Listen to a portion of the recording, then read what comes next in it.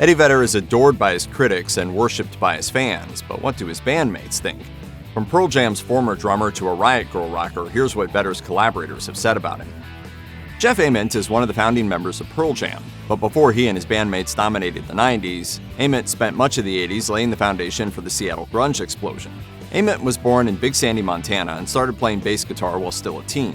He eventually moved to Seattle and joined Green River, a band whose sound influenced the growing alternative style that was still in its formative years. After leaving Green River, Ament joined Mother Love Bone. That band also claimed future Pearl Jam guitarist Stone Gossard as one of its members. Mother Love Bone further developed the grunge sound with their 1990 release Apple, but it was Ament and Gossard's next band, Pearl Jam, that really brought the Seattle style to the masses. In the years since Pearl Jam exploded onto the music scene, Ament has branched out into other projects. In addition to playing in the band Three Fish, Ament has also recorded a few solo records. However, Pearl Jam has always been his main gig. Throughout his time in the band, Ament has maintained a close relationship with lead singer Eddie Vedder. While speaking to The Independent, Ament gave the outlet some insight into Vedder's immense musical talent and their unique collaborative process. He told the publication, "If you're laying down a drum part or singing in particular, the mastery of Ed and what a poet he's become and how good and how fast he is, you really start to understand how special of a guy he is." He's so good at it.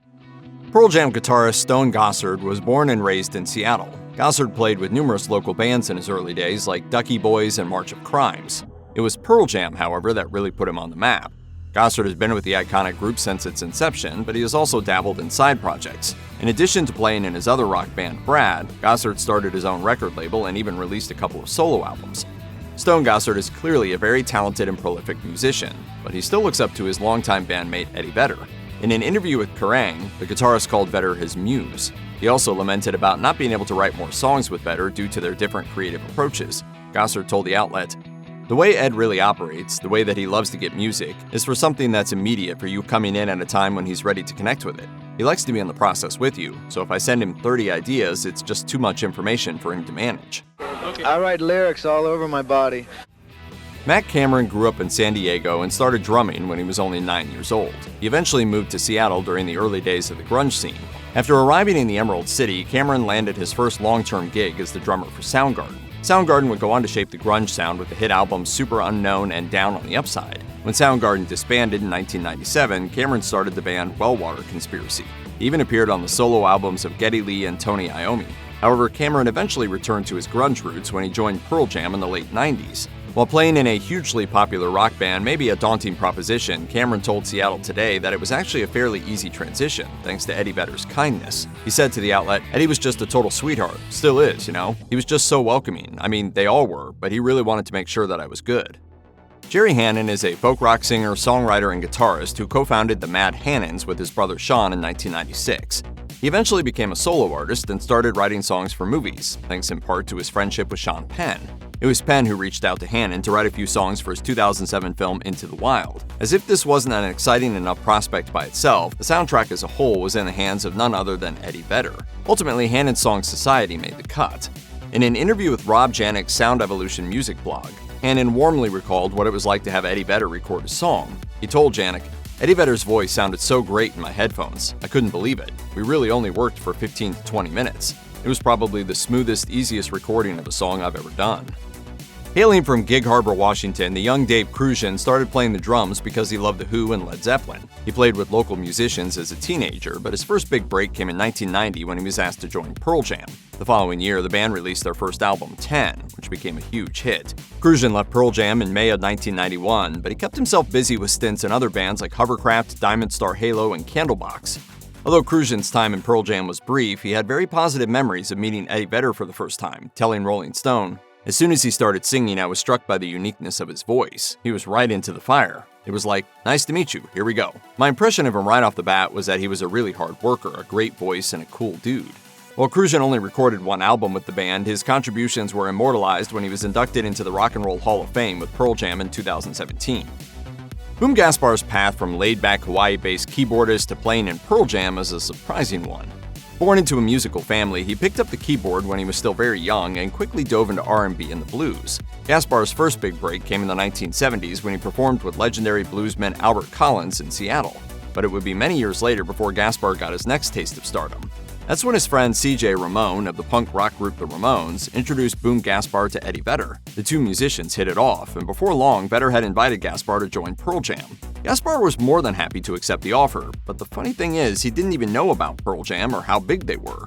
In an interview with the Honolulu Advisor, Gaspar said he only agreed to join the band because he thought Vedder was a cool dude. He told the outlet, "I thought he was a swell guy. I didn't know how big he was. I just loved him for how he was and how he came off to us." From a young age, Corin Tucker was destined to become one of the leaders of the Riot Grrrl movement, the early 1990s trend that blended indie rock with feminism and politics. She was born into a very progressive family, after all, and had a father who loved listening to socially conscious artists like Bob Dylan. Tucker eventually joined a band with her high school friends and immersed herself in the Olympia, Washington college music scene. It was there that she met Carrie Brownstein. The two frequently jammed together before forming the indie rock band Sleater-Kinney. The Riot Grrrl movement in Olympia was taking place at the same time as the grunge movement in nearby Seattle, so it's no surprise that Tucker would eventually team up with Eddie Vedder. The two sang together on John Doe's 2008 song The Golden State. And Tucker also sang background vocals on Vedder's soundtrack for Into the Wild. In the wild. What are you doing when we're there? Now you're in the wild. What are we doing? You're just living, man. In her interview with After Ellen, Tucker opened up about her frustrations with fame and how Vedder helped her cope.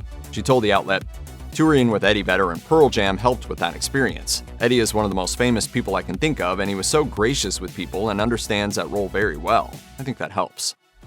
Andrew Watt is something of a wunderkind. As a guitarist, record producer, and songwriter, he's established himself as both a legitimate solo artist and a collaborator of some of the biggest names in music, and the guy hasn't even reached middle age yet. After years of developing his talents, Watt ended up in the supergroup California Breed. His skills as a producer are also respected, seeing as how he won a Grammy Award for Producer of the Year Non-Classical in 2021. Considering all that Watt's achieved in his still young music career, it's no wonder that he eventually caught the attention of Eddie Vedder. The grunge icon tapped Watt to produce his 2022 solo outing Earthling. Watt was even brought on as part of the album's touring band. I'm just proud to say it, like, biggest Pearl Jam fans of all time. You know what I mean? We know the catalog backwards and front.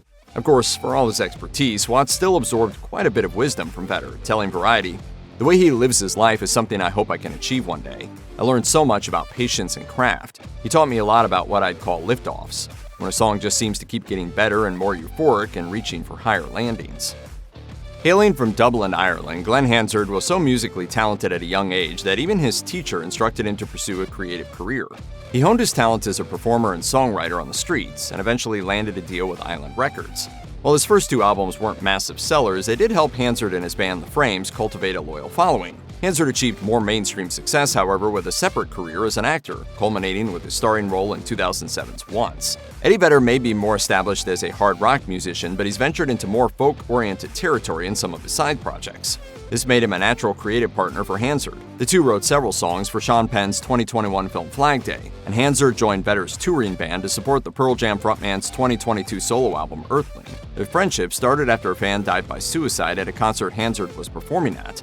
When news of the tragedy broke, Vedder reached out to Hansard to offer some comfort. Hansard told The Independent, "He just wanted to know if I was okay, which was incredibly kind of him. We spoke for an hour each night for a week. He's a beautiful soul, Eddie, really deep. He's helped me." Eddie Spaghetti is primarily known as the bassist and frontman for the Supersuckers. Throughout their career, the Supersuckers developed a devoted following for their unique blend of hard rock, punk, and country. The band formed in Tucson, Arizona in 1988, but eventually relocated to Seattle, where the music scene was far more hospitable to indie rockers. Though the Supersuckers experienced their fair share of ups and downs throughout the 90s and early 2000s, they always maintained their fan base. One of the highlights of their career was teaming up with Eddie Vedder for a cover of the song Poor Girl. The song appeared on the 2000 compilation album Free the West Memphis 3. Spaghetti has remained friendly with Vedder since then, and he has even recounted how the Pearl Jam singer supported him during his fight with throat cancer. In a 2016 interview with Louder, Spaghetti had this to say about Vedder. "No one has been more supportive than Eddie Vedder. He was really concerned about the treatment I was getting because it's my throat, which is my livelihood. And I'm really grateful to him for coming out and sticking his neck out for me. It's not like I hit him up, he just did it."